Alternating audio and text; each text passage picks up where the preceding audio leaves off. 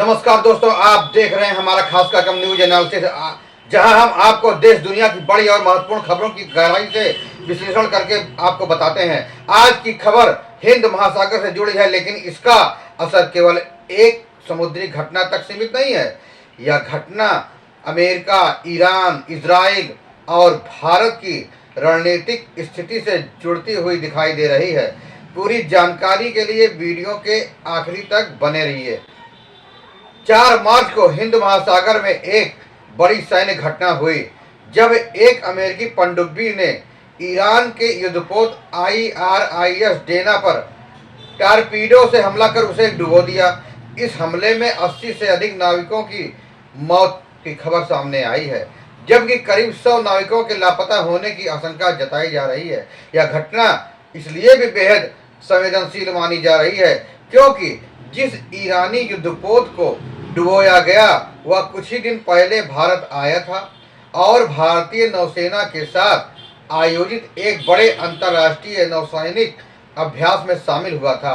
दरअसल IRIS Dana 16 फरवरी को विशाखापट्टनम पहुंचा, जहां उसने अंतर्राष्ट्रीय फ्लीट रिव्यू और बहुपक्षीय नौसैनिक अभ्यास मिलान 2026 में हिस्सा लिया।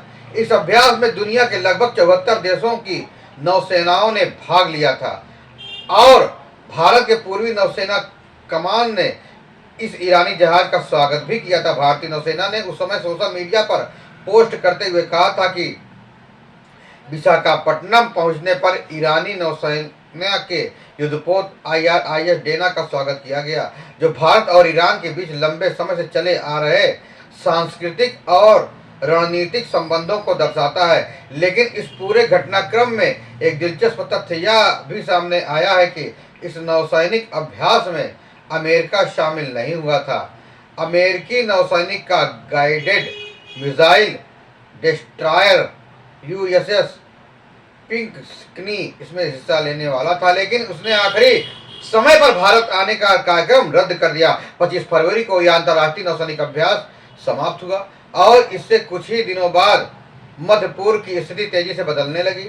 अमेरिका और इजराइल ने ईरान के खिलाफ सैन्य कार्रवाई शुरू कर दी, जिसके बाद पूरे मध्य पूर्व में तनाव तेजी से बढ़ गया। इसी बढ़ते तनाव के बीच 4 मार्च को एक बड़ी घटना सामने आई। विशाखापट्टनम से वापस लौट रहा ईरान का युद्धपोत IRIS डेना हिंद महासागर में श्रीलंका के दक्षिणी तट के पास पहुंचा था।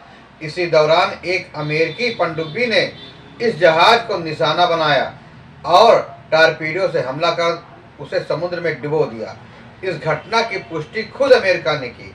अमेरिकी रक्षा मंत्री पीट हेगसेथ ने कहा कि अमेरिकी पनडुब्बी ने उस ईरानी युद्धपोत को निशाना बनाया जो अंतर्राष्ट्रीय जल क्षेत्र में मौजूद था और खुद को सुरक्षित समझ रहा था। अमेरिका के इस बयान के बाद अंतर्राष्ट्रीय स्तर पर बहस शुरू हो गई। दूसरी तरफ ईरान ने इस हमले की कड़ी निंदा की और इसे अंतर्राष्ट्रीय कानून का उल्लंघन बताया। ईरान के विदेश मंत्री अब्बास अरागची ने कहा कि IRIS डेना पर बिना किसी चेतावनी के हमला किया गया और यह जहाज लगभग 130 नाविकों को लेकर जा रहा था। ईरान का कहना है यह जहाज भारत से लौट रहा था और कुछ ही दिन पहले भारतीय नौसेना का मेहमान था, इसलिए यह घटना भारत के लिए भी रणनीतिक रूप से महत्वपूर्ण बन गई है। जिस क्षेत्र में यह हमला हुआ वह भारत की समुद्री रणनीति के लिहाज से बेहद संवेदनशील माना जाता है। प्रधानमंत्री नरेंद्र मोदी की महासागर यानी महासागर रणनीति के तहत भारतीय हिंद महासागर क्षेत्र में स्थिरता और सुरक्षा का प्रमुख स्तंभ बनने की कोशिश कर रहा है। ऐसे में इस इलाके में किसी बड़े युद्धपोत को डुबोया जाना रणनीतिक विशेषज्ञों के लिए चिंता का विषय बन गया है। जिस स्थान के आसपास यह हमला हुआ है वहां भारत और श्रीलंका अक्सर समुद्री पेट्रोलिंग करते हैं। इसी कारण वहां अमेरिका पनडुब्बी की मौजूदगी कई सवाल खड़े कर रही है। इस पूरे हमले में अब तक भारत सरकार की तरफ से कोई सीधी प्रतिक्रिया नहीं आई है। हालांकि भारत सरकार ने इस बात को साफ तौर पर खारिज किया है कि अमेरिका ने ईरान पर हमला करने के लिए भारत के किसी बंदरगाह या सुविधा का इस्तेमाल किया, लेकिन सरकार की चुप्पी को लेकर देश के राजनीतिक गलियारों में बहस तेज हो गई है। कांग्रेस समेत कई विपक्षी दलों ने सरकार पर सवाल उठाए हैं। कांग्रेस का कहना है कि अपने ही रणनीतिक क्षेत्र में भारत का प्रभाव कमजोर होता दिखाई दे रहा है और सरकार को इस घटना पर स्पष्ट रुख अपनाना चाहिए। कांग्रेस प्रवक्ता सुप्रिया श्रीनेत ने कहा कि भारत जैसे बड़े देश को इस तरह की घटनाओं पर चुप नहीं रहना चाहिए। उन्होंने कहा कि सरकार की चुप्पी भारत की कूटनीतिक कमजोरी को दर्शाती है। वहीं पूर्व राज्यसभा सांसद जवाहर सरकार ने भी इस मामले में सरकार की चुप्पी पर सवाल उठाए हैं। उन्होंने कहा कि क्या भारत कमजोर हो गया है कि वह अमेरिका से यह नहीं कह सकता कि भारत के पास किसी ईरानी जहाज को डुबोना स्वीकार्य नहीं है। हालांकि सरकार के समर्थकों का कहना है कि भारत इस समय संतुलित कूटनीति की नीति अपना रहा है। भारत के अमेरिका और ईरान दोनों के साथ महत्वपूर्ण संबंध हैं और इसलिए भारत किसी भी पक्ष में खुलकर बयान देने से बच रहा है। अब सबसे बड़ा सवाल यह है कि क्या इस घटना के लिए भारत को जिम्मेदार ठहराया जा सकता है।